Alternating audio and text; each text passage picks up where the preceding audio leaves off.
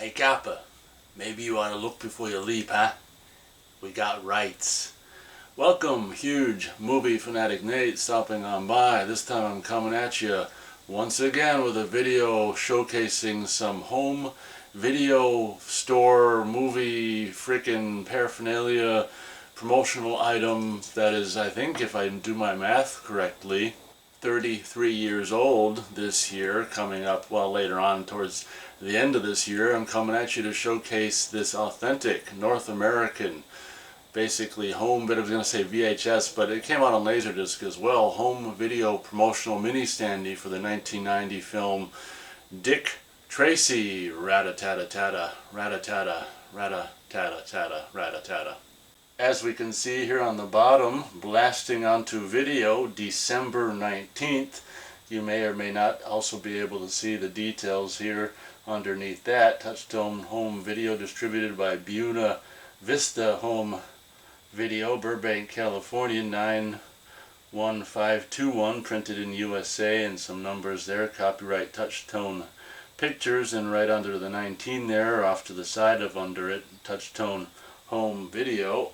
I've revealed in several videos before that it's kind of creepy that Disney, obviously this is a part of the Disney Corporation, and even back 33 years ago in 1990, and I'm sure even in previous years before that, they, for some creepy frickin' reason, I'm sure there's some reason for it, on their home video releases, VHS and Laserdisc and things, and I'm pretty sure it's the same way now.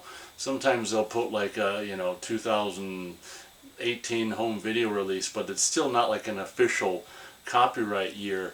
They won't include like a copyright year. As you can see on here, it says frickin' copyright Touchtone Pictures. It doesn't say copyright 1990 Touchtone Pictures like Universal or Paramount or Warner Brothers would say. It just simply says copyright Touchtone Pictures. So I always thought, ever since I became aware of that and became older, and it's just like they omit copyright year, I always thought that's kind of creepy. There must be some reason they do it.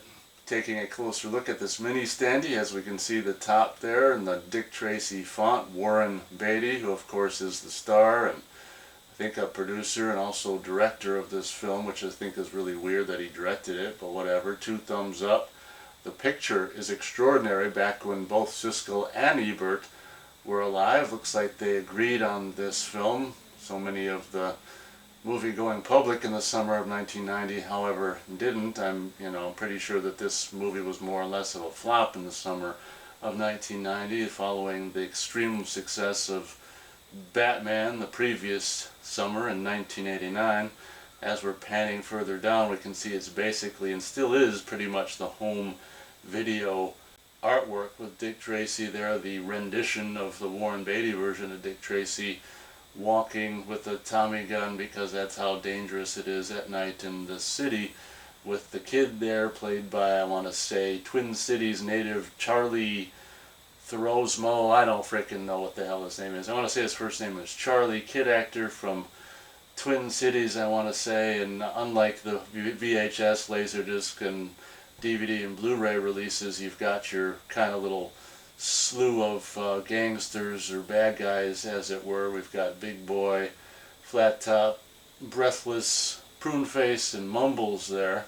And panning further down, we see the amazing, I really love the Dick Tracy font for the 1990 movie Dick Tracy, along with the image that was most associated probably with the movie in 1990, which is just the silhouette of Warren Beatty drawing kind of thing as the character in a little circle there. Really, really iconic artwork. Say what you will about the movie. I personally love the film nowadays, and maybe didn't love it when I saw it in the theater in 1990, but it's definitely grown on me over the years. And detractors say what you will, but the freaking artwork is just really, really great for this movie.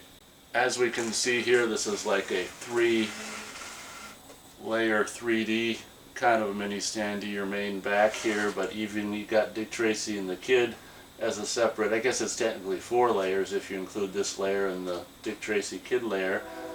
Then you've got this layer with the bad guys, and then this front layer with the title and the little circular silhouette of the Dick Tracy Warren Beatty character.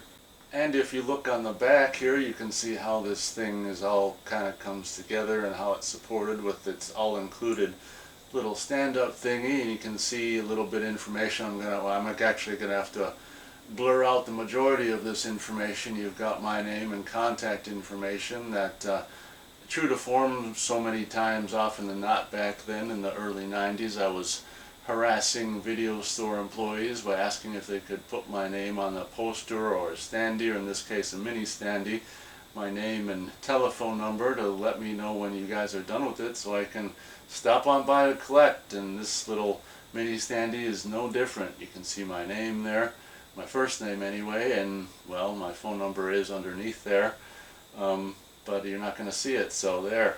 Guess that pretty much does it for this video. I knew I'd had this years and years and years ago, around 1990, 91, 92ish, and I thought it was something that actually ended up being thrown away, which I thought, well, how could I ever possibly throw this away? Turns out over the winter I did end up coming across it, and I was very delighted to see it in relatively good shape and really delighted to have come across it. I wanted to wait until this better weather so I could showcase it in the non-winter studio, because as we know this table is very, very convenient to showcase things, so I waited until the warmer non-winter studio weather to showcase this. Hope you guys enjoyed this showcasing of, if I'm doing my math correct, this 33-year-old home video store, or home video / video store, Dick Tracy promotional mini standee to help promote the movie for home video that I purportedly probably did not too much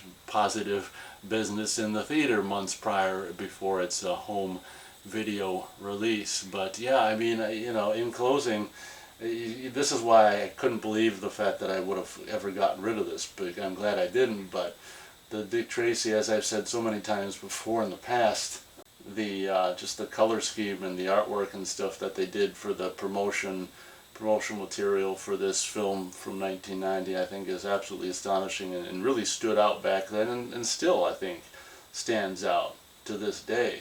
What's really cool about it, really, looking at it closer just now, is it's almost kind of a colorful black and white. Like if you look at the characters, they're not like flesh toned, they're like black and white with color highlights. So it's kind of really, really cool artwork in that way. Obviously we know that Dick Tracy was created and represents an era that in movies was black and white. Of course the comics, I don't know if the comics would have been in color in the paper, probably not, come to think about it. So it's possible a lot of the comic printings of the old Chester Gould comics back in the day when it first came out were in black and white as well. But obviously the little mini movies and the serials that were produced in the 40s and possibly 50s, I can't remember the decades all that stuff was made. There was in black and white films, of course, so kind of just didn't even realize it until just now that, yeah, this is a kind of an interesting mix of like black and white artwork with color highlights to take the black and white era into a more modern colorized, or not colorized, but color world, as it were. But really, really kind of just, I've always marveled at the artwork of the promotional memorabilia for the 1990 film Dick Tracy.